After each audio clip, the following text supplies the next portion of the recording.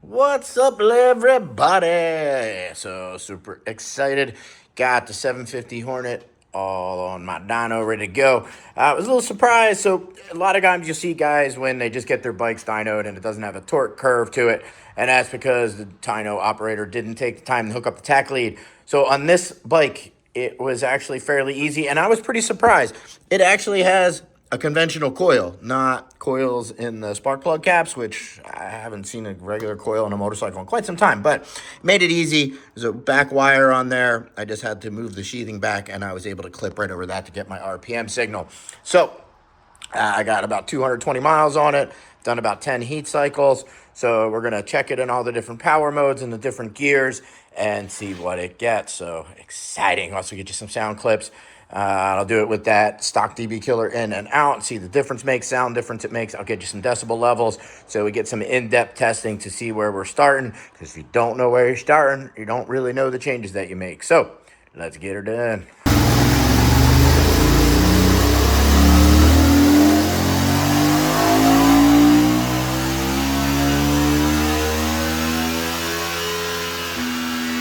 So if you're not aware of it, this might be one of the coolest things ever to put on a modern stock motorcycle. So this is like a DB killer. If we remove these 3 bolts, we'll take it out. I just got done dyno testing it with it in. Let's do a quick test set of runs with it out and get some decibel readings. It's definitely louder and it sounds better. I definitely recommend taking it out even before I see the dyno runs, but let's see how it goes.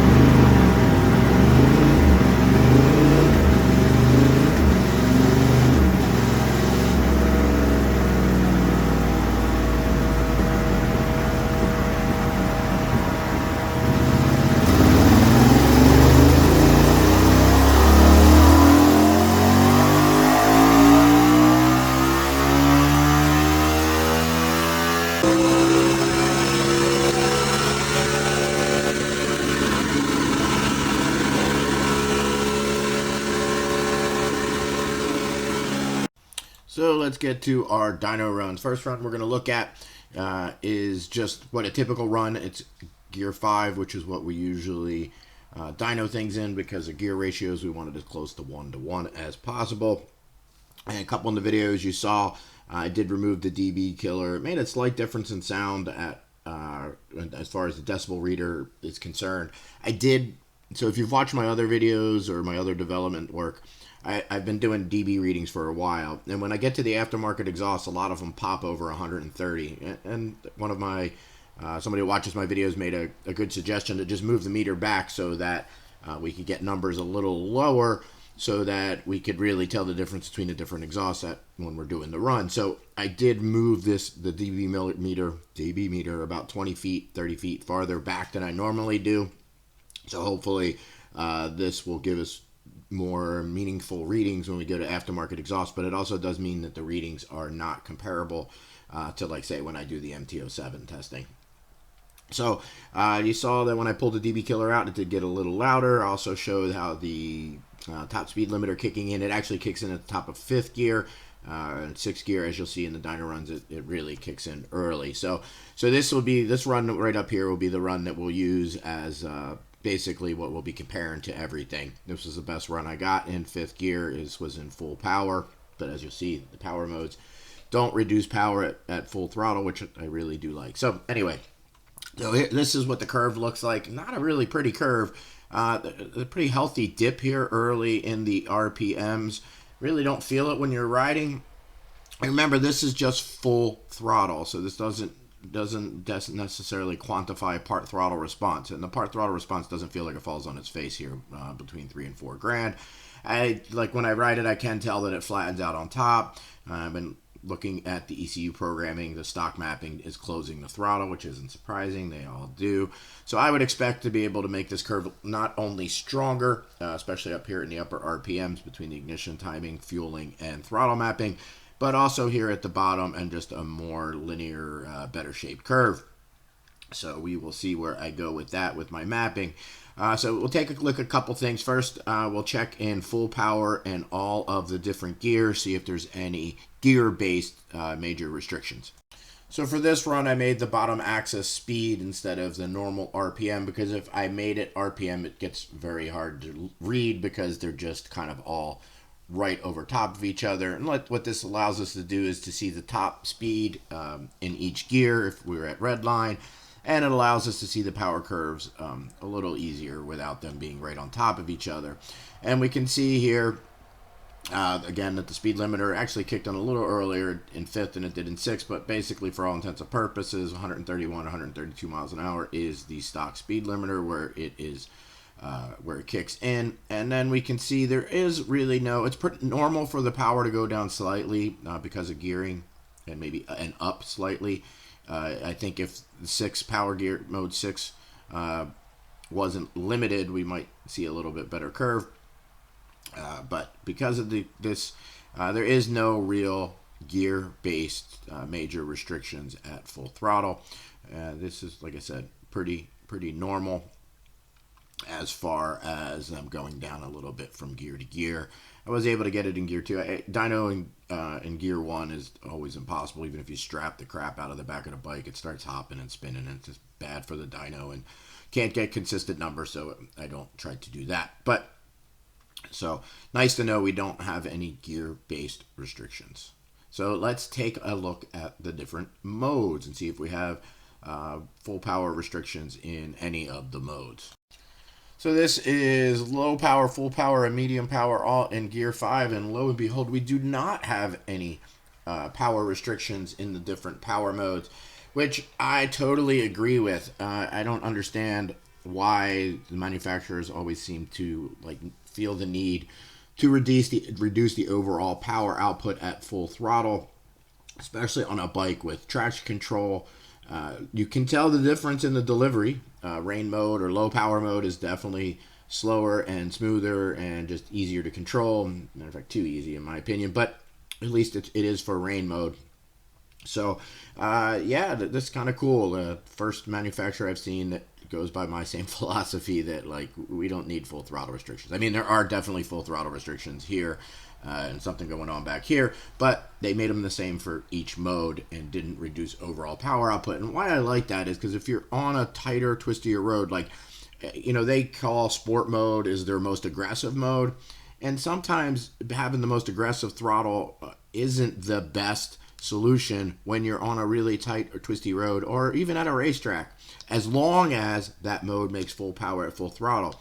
So what that means is if you're on a really gnarly tight road and you like the throttle response of rain mode better and you get to a straightaway, you still get full power, which makes it useful. So kudos Honda, I really do appreciate that. So let's take a look at a couple more dyno runs, and then we'll compare it to the MT07 and to the GSX8.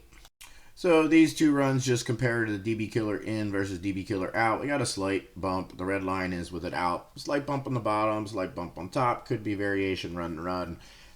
Basically, not much difference, but it sure did sound better. And anybody that's worried about it being lean, it's not going to run lean. So when I'm doing my stock testing like this, I don't even hook up my wideband O2 sensor because I'd have to remove one of the stock O2 sensors. And even though O2 sensors are always shut off at full throttle, I want to make sure that I don't do anything that messes with the way it runs stock. So I don't touch anything. I just put it on the dyno. So I didn't measure the air-fuel ratio, but by the way it runs, a little bit of change that it makes, it's not running lean or any leaner than it is at with its stock. In general, stock motorcycles are lean at part throttle and partial RPMs, and they are generally actually rich at full throttle.